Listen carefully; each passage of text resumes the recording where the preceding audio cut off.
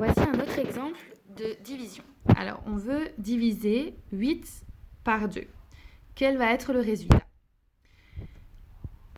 Alors, 8 divisé par 2 est égal. Voici comment il faut écrire la division.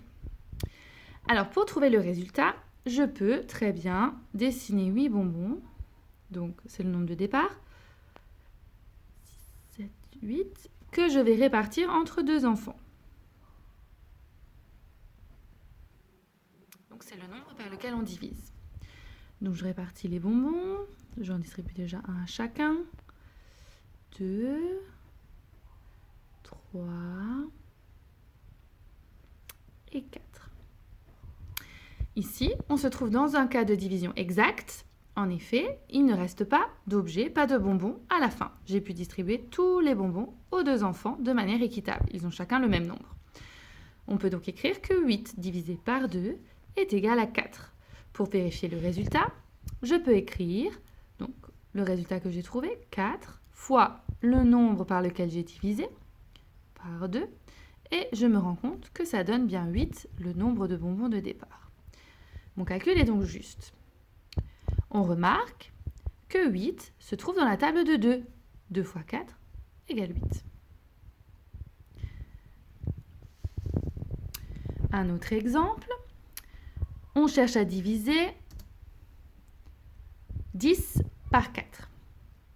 10 divisé par 4 est égal. Quel est le résultat? Pareil, je peux dessiner 10 bonbons, c'est mon nombre de départ,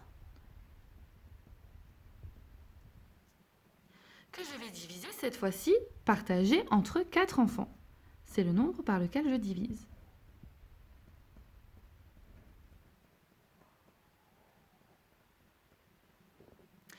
Je donne déjà un bonbon à chaque enfant. Je les barre. 2 bonbons. Et ici, je remarque que je ne peux plus distribuer un bonbon à chaque enfant.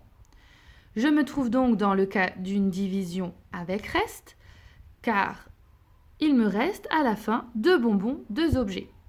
J'ai distribué 2 bonbons à chaque enfant et il m'en reste 2. Le résultat peut donc s'écrire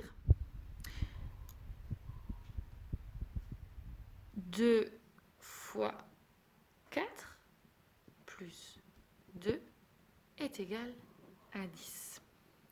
Le quotient est 2 et il reste 2.